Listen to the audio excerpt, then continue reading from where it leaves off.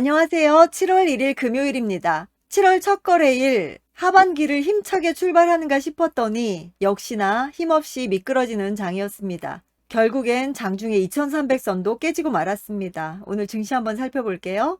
코스피 1.17% 하락한 2305.42로 마감했고요. 간신히 2300선을 탈환했습니다. 코스닥은 2.14% 하락한 729.48로 마감했고요.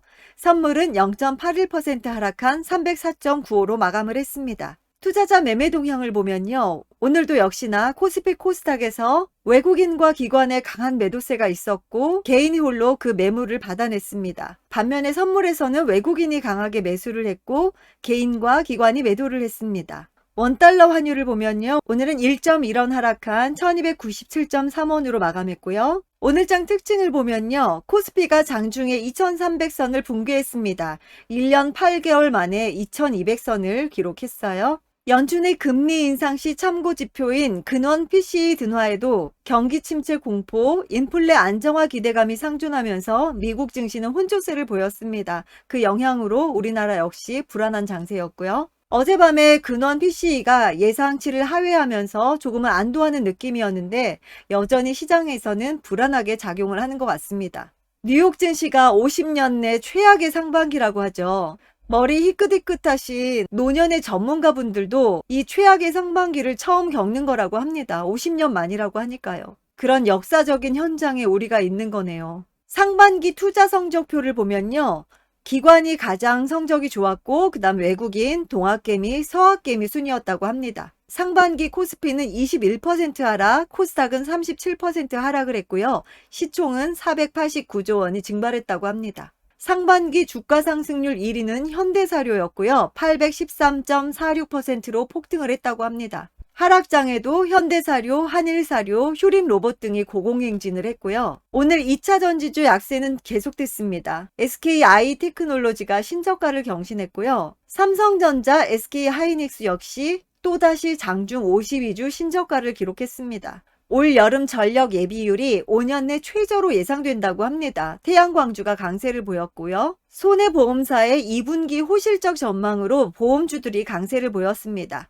애플이 세계 최초 국내 모든 앱에 제3자 결제를 허용했습니다. 이 뉴스로 이루온과 다날이 강세를 보였습니다. 다날은 초반에 강세였다가 뒤로 가면서 좀 약한 모습을 보였습니다. 현대약품은 치매치료제 하이페질산 출시로 인해서 급등을 했고요. 아이큐어는 셀트리온과 세계 최초 패치형 치매치료제 시판 기대감으로 급등을 했습니다. 한국항공우주는 이라크와 4,650억 원 규모의 계약으로 강세를 보였고요. 카카오페이는 MSCI 편입 기대감으로 상승을 했습니다. 코롱인더는 2분기 실적 회복 전망으로 상승을 했고요. 스튜디오 드래곤은 2분기 영업이익 최대치 전망에 상승을 했습니다. 티플렉스는 친중단체의 미국 히토류 기업 공격으로 인해서 상승을 했고요. 넥스트칩이 오늘 첫 상장을 했는데요. 공모가 대비 10%가량 상승하면서 마감을 했습니다. 그치만 시초가 대비해서는 16.62% 내린 14,300원으로 마감을 했어요.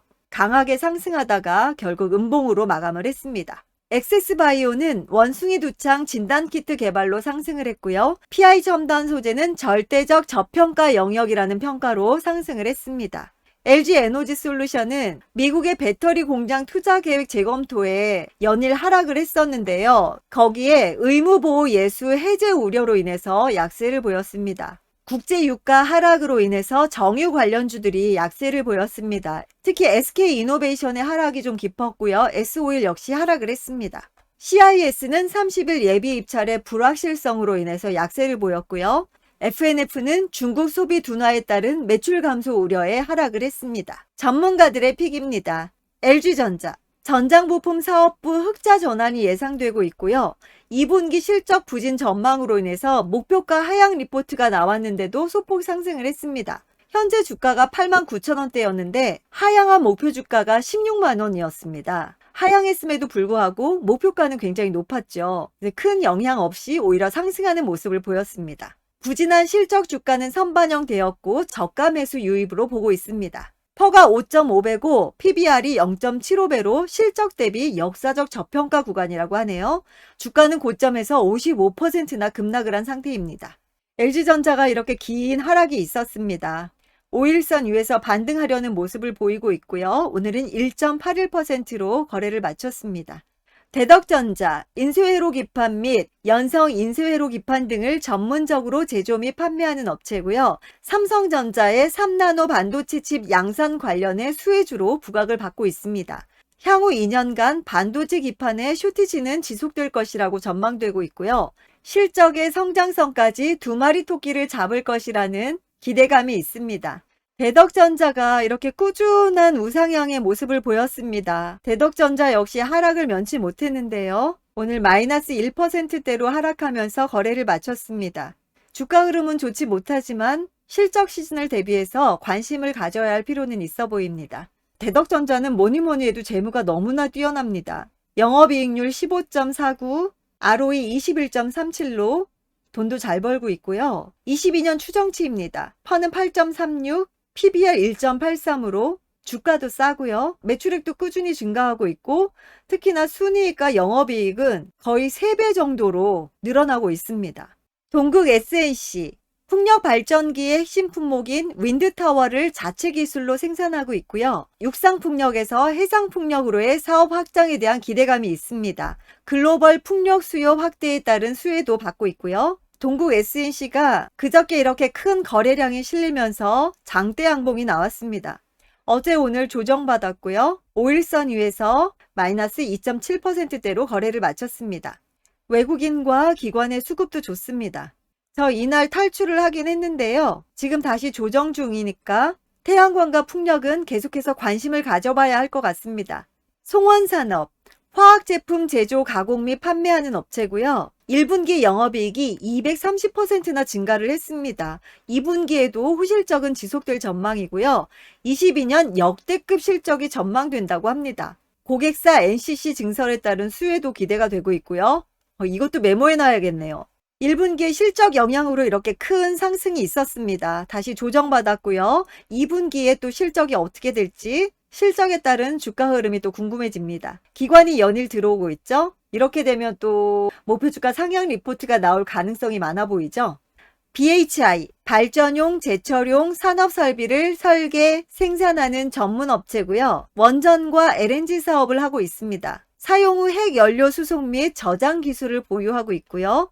윤 대통령의 해외 원전 세일즈 주요 행보로 인한 기대감도 있습니다. LNG 확대로 인한 수혜도 기대가 되고 있고요. 전일 계약 체결을 공시했습니다. BHI가 최근에 이렇게 큰 거래량이 실리면서 주가 흐름이 상당히 좋습니다. 지금 위치가 굉장히 높아 보이지만 월봉으로 보면 아직도 갈 길이 멀어 보입니다. 기관의 수급이 계속해서 좋고요.